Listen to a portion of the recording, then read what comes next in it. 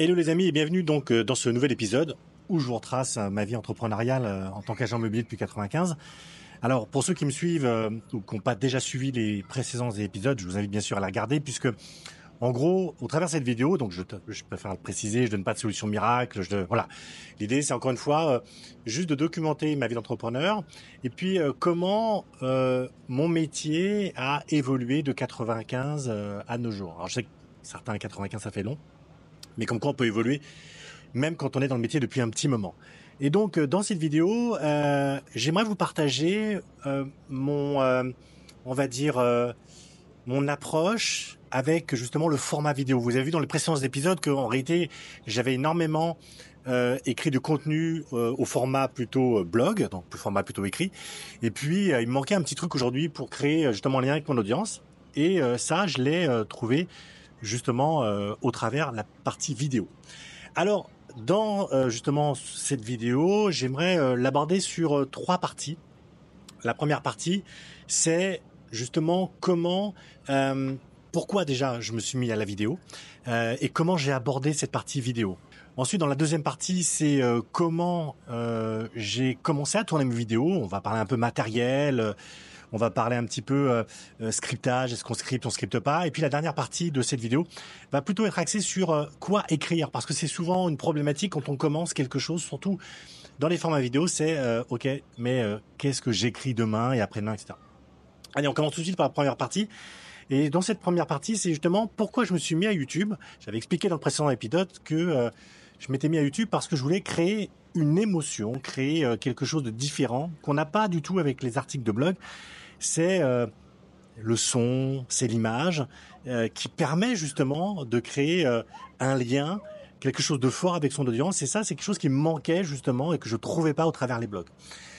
Et donc il y a donc ça c'était la première raison. Et la deuxième raison, c'était aussi une raison, on va dire business. Pourquoi ? Parce que je vous l'avais expliqué, l'avantage quand vous écrivez du contenu au format texte, c'est qu'il est bien sûr relayé sur les moteurs de recherche. Quand quelqu'un recherche spécifiquement, par exemple, comment capter des leads dans l'immobilier, comment augmenter son taux d'estimation, etc., vos articles de blog remontent sur les moteurs de recherche. Et la particularité dans les réseaux sociaux justement de la vidéo, c'est que YouTube est un moteur de recherche à part entière, ce qui n'est pas le cas de Facebook, ce qui n'est pas le cas d'Instagram. C'est-à-dire que quand vous écrivez un post sur Instagram, au bout de quelques minutes, ce post il tombe dans les néants et les abysses du monde des posts au bout de quelques secondes seulement. En revanche, si vous regardez aujourd'hui sur les moteurs de recherche Google, si vous tapez un mot-clé, vous allez voir que vous allez avoir bien sûr du contenu textuel, mais vous allez aussi avoir des vidéos qui vont remonter. Et ça, c'était aussi important pour moi, c'était aussi d'avoir quelque chose qui reste dans le temps et qui puisse justement me servir dans mon propre business. Donc ça, c'était la deuxième raison qui a fait que j'ai utilisé le format vidéo au travers de ma communication, au travers de mon expression. Il y a aussi un élément qui est extrêmement important par rapport à ça, c'est que outre le fait de créer une émotion, l'avantage du format vidéo, c'est que vous pouvez le consommer facilement. Quand je dis consommer facilement, quand vous êtes face à un article de blog, vous êtes obligé de lire, de vous poser, vous mettez vos lunettes. Si comme moi, vous arrivez à une période où vous avez besoin de mettre des lunettes, bref. L'avantage de la vidéo, c'est que vous pouvez le consommer bien sûr au format sur votre téléphone, mais vous pouvez aussi le former un peu comme sur un podcast. C'est-à-dire que vous pouvez l'écouter, vous n'êtes pas obligé de regarder ou de visionner la vidéo, vous pouvez tout à fait aussi l'écouter. Et ça, c'est plutôt intéressant justement parce que à l'heure, on va dire à l'époque où tout doit être rapide, on doit avoir du résultat rapidement, on doit consommer les choses rapidement et facilement, le format vidéo est un format qui, pour ça, était je trouve le plus approprié aujourd'hui, en tout cas qui était le plus approprié par rapport à ma façon de travailler. Le point qui est le plus important, c'est justement voilà les formats vidéo, c'était quelque chose d'assez dur pour moi. C'est pas quelque chose qui a été extrêmement naturel. Et donc l'idée, c'est que j'aimerais aborder avec vous, c'est comment j'ai tourné mes premières vidéos. Et pour ça, on va parler un petit peu donc déjà matériel, parce que souvent quand on commence à tourner ses premières vidéos, alors le premier réflexe qu'on a bien sûr c'est d'aller sur YouTube et de regarder qu'est-ce qu'il me faut pour tourner les premières vidéos, et on a tendance à un peu à reculer, procrastiner comme on dit, c'est-à-dire reculer l'échéance de tourner ses premières vidéos parce que on veut que la lumière soit exceptionnelle, on veut que le montage soit exceptionnel, on veut que le setup derrière soit exceptionnel. Et ça, je pense que c'est l'erreur que j'ai faite moi quand j'ai commencé, c'est de vouloir que tout soit parfait pour commencer. Et ça, c'est une bêtise parce qu'en réalité, ce qu'il faut comprendre, c'est que les premières vidéos que vous allez tourner, à part vos parents, vos proches, personne va les regarder, personne va les liker. Les premiers qui vont les liker, c'est votre entourage. Donc, je pense que la règle, alors c'est pas une règle établie, mais on dit souvent que les 50 premières vidéos, on va dire que ce sont les plus mauvaises et les 50 suivantes vont être un peu meilleures. Donc, ce qu'il faut juste se dire, si vous tournez vos premières vidéos, et ça c'est le conseil que je peux vous donner pour être passé par là, c'est que même si vos premières vidéos sont pourries, même si le son est pas génial, même si l'image est pas géniale, même si vous bégayez, même si vous n'avez pas une posture extraordinaire, en réalité on s'en fout. Pourquoi? Parce que l'avantage de la vidéo, c'est juste de pouvoir exprimer quelque chose que vous connaissez et qui peut servir à d'autres personnes. Donc voilà, commencez à faire vos vidéos, c'est pas un problème si elles sont pas parfaites, on s'en fout. L'idée c'est surtout commencer quelque chose, mais vous allez voir, on va en parler un petit peu plus tard, surtout c'est de finir, n'abandonnez pas sous prétexte que vous n'avez pas suffisamment de likes, vous n'avez pas suffisamment de followers, et j'en suis un bon exemple. Aujourd'hui, j'ai créé ma chaîne il y a 2 ans, je suis pas un influenceur et j'ai pas envie d'être un influenceur, j'ai pas des milliers de vues sur mes vidéos, mais vous allez voir que même si vous avez demain 100, 200 personnes qui vous suivent, 200 abonnés, c'est 200 personnes aujourd'hui qui regardent votre contenu. Imaginez demain, si vous êtes dans une salle et que vous avez parlé devant 200 personnes, vous allez être impressionné. Vous allez avoir 200 personnes qui se sont déplacées pour vous écouter. Pas une ni deux, mais 200. Donc, partez du principe que même si vous n'avez que 40, 50, 100, 200 personnes qui regardent vos vidéos, c'est déjà très bien. C'est déjà très bien parce qu'encore une fois, voilà, l'idée c'est que vous avez face à vous 200 personnes qui écoutent votre contenu. Si je devais faire une rétrospective de ce qui est le plus important pour moi quand, on va dire avec du recul, quand vous créez vos vidéos, pour moi le plus important, c'est le son. Vous voyez, aujourd'hui, là j'ai sorti mon Osmo Pocket, je tourne avec ça aujourd'hui, avec un micro sans fil, et une petite bannière parce que je tourne à l'extérieur. Et donc, pour moi, le son, c'est ce qu'il y a de plus important. Pourquoi? Parce que c'est ce que je vous expliquais. L'avantage du son, c'est que vous pouvez écouter une vidéo, vous n'êtes pas obligé forcément de la regarder. Et donc, voilà, première chose la plus importante, c'est le son. Ensuite, il y a la lumière. La lumière, vous pouvez aller sur Amazon, acheter ce qu'on appelle une softbox, cette espèce de grande lumière parabolique qui éclaire votre visage, que vous pouvez mettre soit de face, soit mettre de côté, peu importe. Et j'ai envie de dire que ces 2 éléments sont largement suffisants. Ensuite, pour ce qui est de la caméra, vous pouvez utiliser une caméra ici comme un iPhone, ça suffit largement. Vous pouvez éventuellement acheter une caméra, je sais pas, de type réflexe et autres, mais en réalité, c'est pas forcément utile. Vous voyez, moi aujourd'hui, je tourne avec une DJI Osmo Pocket, la 3, et franchement... j'ai pris ça parce que c'est plus pratique, parce que parfois je fais des vlogs en marchant, etc. Mais au bout du compte, franchement, je fais énormément de choses avec mon téléphone. D'accord? Donc ça, c'est important. Au niveau matériel, vous pouvez être très minimaliste, ça suffit largement. Favorisez plutôt le son et ensuite la lumière et après la caméra. Ensuite vient le sujet justement de quoi écrire. C'est-à-dire que le premier problème auquel j'ai été confronté, quand j'ai commencé il y a 2 ans, c'est quoi écrire. Il y a énormément de formats possibles. Vous allez avoir du format qui va parler plutôt du côté un peu état d'esprit, alors ce qu'on appelle communément le mindset, parce que c'est très à la mode. Il y a ce format-là, il peut y avoir le test de matériel, il peut y avoir, comme je le fais aujourd'hui, on va dire une documentation de votre vie professionnelle, de la façon dont vous avez réussi à faire telle chose ou telle chose. Voilà, il y a plein de formats possibles. Après, vous pouvez vous inspirer de ce qui se fait déjà sur Internet. Alors, ce qui est très important par rapport à ça, c'est que, j'ai envie de dire, vous inspirer, c'est extrêmement bien. En revanche, évitez de copier. Pourquoi? Parce que même si on on le fait tous, même si moi je l'ai fait personnellement, parce que vous allez vous apercevoir qu'au bout du compte, quand on copie quelque chose, alors on peut s'en inspirer, et c'est ça la petite nuance. Bien sûr, vous allez pouvoir vous en inspirer, mais pas le copier. Pourquoi? Parce que il faut vous l'approprier, c'est-à-dire qu'il faut que vous mettiez votre propre personnalité justement dans la création de ce contenu. Et si vous copiez de A à Z, de toute façon, ça va se voir et on va voir que vous n'êtes pas vous-même. Et en plus, vous n'allez pas pouvoir tenir dans la durée. Parce qu'on ne peut pas s'inventer un personnage dans la durée parce que c'est extrêmement compliqué et à un moment ou à un autre, vous allez sécher et puis vous allez abandonner. Donc, ça, c'est super important. Quand vous créez du contenu, restez vous-même.